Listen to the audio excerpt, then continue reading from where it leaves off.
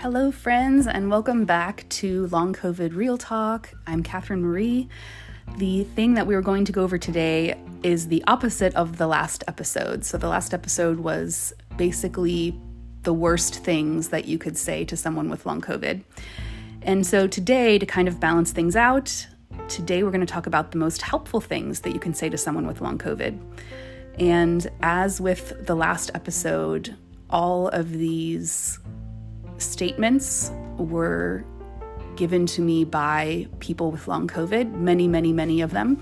And I appreciate their insight and what they've offered.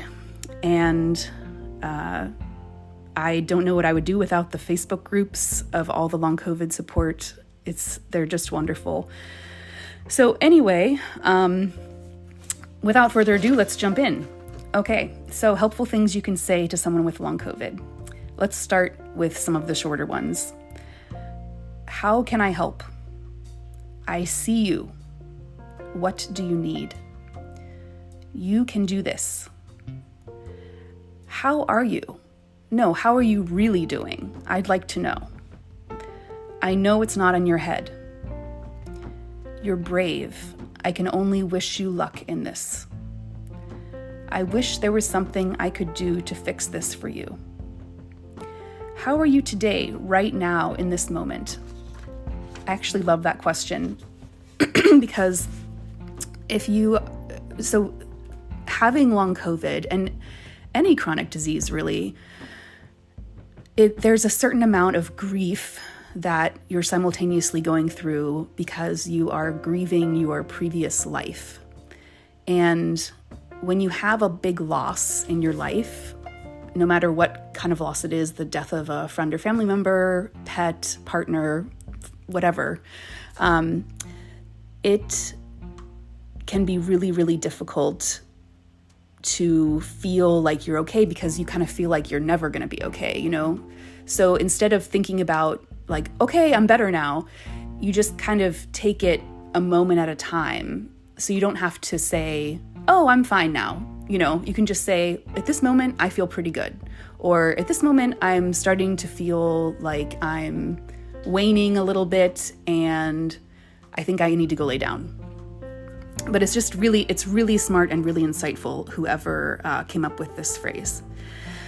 So if someone you know has long COVID or something like that, and they've been struggling with something, then something that is really cool to say is, how are you today, right now, in this moment? Because it does not assume that if they answer that they're doing better, that it's like, oh, okay, they're good now, they're over it, you know? It's just, it seems to take into account the waxing and waning of symptoms of a physical disease and also the mental aspect of dealing with the disease or loss or both. Okay, next one.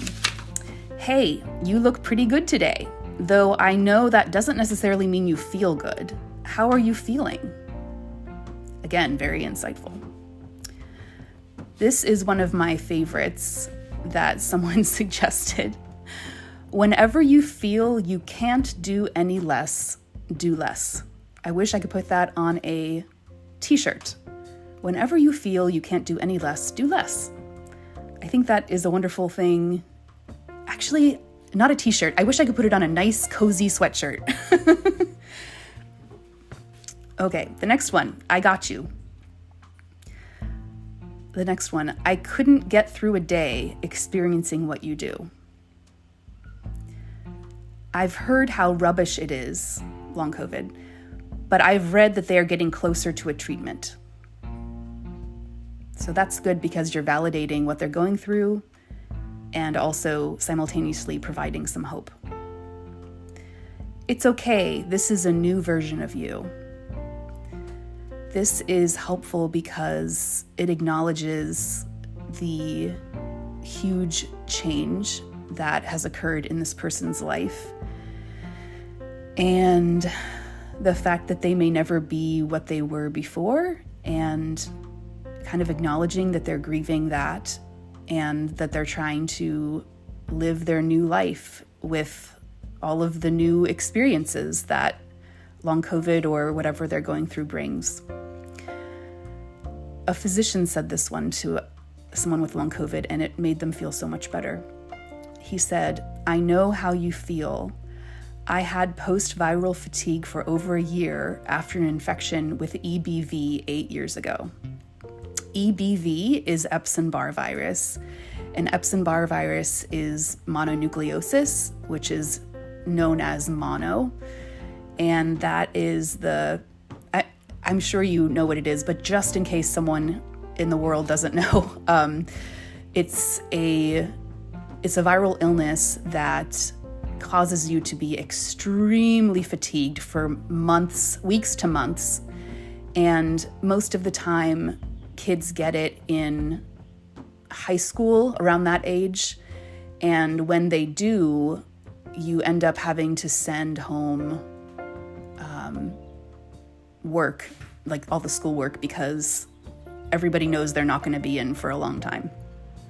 So that's why sometimes I explain, okay, well, long COVID is kind of like having the flu and mono, because the mono explains the fatigue side, the loading the dishwasher and needing to take a 3-hour nap fatigue. And then the flu will kind of talk about the malaise and the body aches and pains and all that stuff. So, okay, back to the list. Tomorrow is going to be another day. We will get you through this one step at a time. You're not being lazy. You are resting so your body can recover. That's a beautiful one. You're doing so well coping with this. That's a great line. When you're talking to someone about how well they're coping with something, from a social work perspective, it's kind of a strengths-based approach. And that is a great approach in therapy, but also just to focus on the strengths of somebody going through something difficult. I don't know how to help make this better, but you'll never have to go through this alone. I'll always be there to help you in any way I can. What a beautiful statement. You are aware that this is physical, not in your head, right? You know what anxiety feels like. You've had anxiety attacks before, and you know this is not the same thing. This is not just anxiety. That was said to someone by their therapist. I love this one. Your full-time job is to get better. That helps alleviate the shame and the frustration that I feel not being able to work anymore. Your full-time job is to get better. So validating. Oh, that's one of those invisible things, isn't it? Where you look fine now but suffer later. You are not a burden. Oh, that one kind of makes me choke up a little bit. It's okay. Take your time. I have long COVID too. Someone else said when they know what long COVID is and take it seriously, it's really validating. This one is awesome. It was also said by a physician. This physician said, I apologize on behalf of the medical profession and any doctor who has falsely diagnosed you with a psychosomatic disorder. You are clearly very physically ill. Psycho is, like the mind, and then somatic is the body. So psychosomatic just means that things that are a problem in your mind manifest physically. So it's kind of a way out to say that something is psychosomatic and the cause is in the brain, rather than actually treating what's going on and what the actual cause is. So it is really, really validating to have a physician say, first, that they apologize on behalf of the medical profession and any doctor who has falsely diagnosed with a psychosomatic disorder, and that you are clearly very physically ill. This doctor said something really lovely as well. He said, "Don't worry, I get it. I don't know exactly what to do, but I'm going to treat you like a congestive heart failure patient. Whenever you need me, I will squeeze you in that day. Just call and ask my nurse that you need a time slot." Oh, it just kind of chokes me up a little bit. "I don't know how you make it. I would be going nuts. Call me if you want to speak. I like to speak with you." 3 of the ones that I think are really, really strong and that were said by multiple people.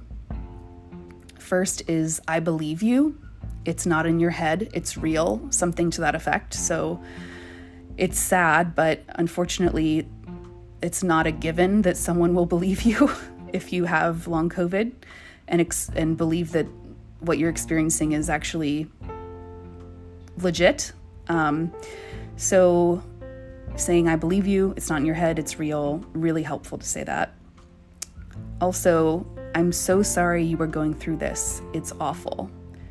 Just validating that it's awful, not necessarily trying to change it or say, "Oh, all you have to do is just try this or try that," but just saying, "I'm so sorry you're going through this. It's awful." And then another one that I think a primary care physician said to a long COVID patient, they said, "Of course you have long COVID." And it seems like such a simple statement, but it was extremely validating to that patient, and it would be for me as well. Any of us, really. One person said that the thing that was most helpful to her was that their physician separated all the symptoms and diagnosed each one and began to treat each one. Another validating statement is you can say, "I've read that long COVID can be devastating to people's lives." Someone else said it was very helpful to her when people told them that they were praying for her. This one is cool. Okay, so someone said, "Grieve your loss and try to find things you enjoy to do that you didn't have time to do before." In my case, I started crocheting. But it seems like a lot of us, because we have all of this time and yet almost no energy, we have learned or picked up some sort of hobby that we may not have ever done before or had time to do before. So grieve your loss, validating that it is a loss, and try to find things you enjoy that you didn't have time to do before. The silver lining. Okay, next one. Is there anything you can eat or tolerate that I can pick up at the store for you when I go?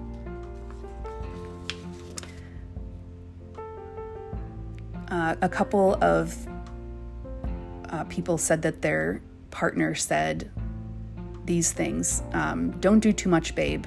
Don't overdo it. You need to rest. Super validating, because as someone in a partnership as well, it's really, really easy to feel guilty and want to work and pull your weight, so to speak. So it's really validating when your partner says, don't do too much, don't overdo it, you need to rest. And someone else said that their partner actually helps them finish sentences and find words, which is really helpful to them. Someone else said that medical providers who are well-versed in long COVID are really, really helpful to them. And then I think this was a physical therapist that said this to a patient. We are finding thousands more like you. So many people were affected by COVID, and it's not just you. We are coming up with new ways to deal with the after effects. So that one's cool because you're validating and then you're also providing hope. So I wanted to read every single one of those because, you know, that I can't remember the phrase, but when you deliver bad news or bad phrases or something, you're supposed to do one bad phrase or difficult phrase with 3, 4, 5, I can't remember how many positive ones.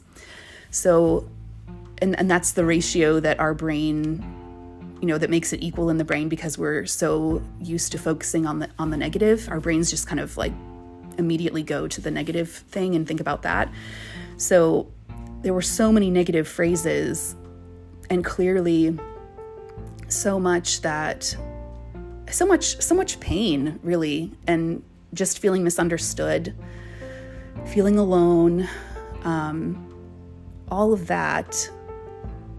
So going over all of the things that were not good, like the worst things you could say to someone with long COVID, I wanted to make sure that we spent at least as much time going through helpful things to say to someone with long COVID, because we need more of these, whatever the ratio is, we need way more of these than the negative. And it shouldn't be that hard for someone to say, I believe you. But hopefully by listening to this, you are validated that if you have long COVID, you are not alone. And I am definitely heartened to hear all of these really awesome, helpful phrases. And I hope you enjoyed them too. Anyway, so that is all for today. Thank you very much for listening, and we will talk again soon. And if you need to reach out, the email is longcovidrealtalk@gmail.com.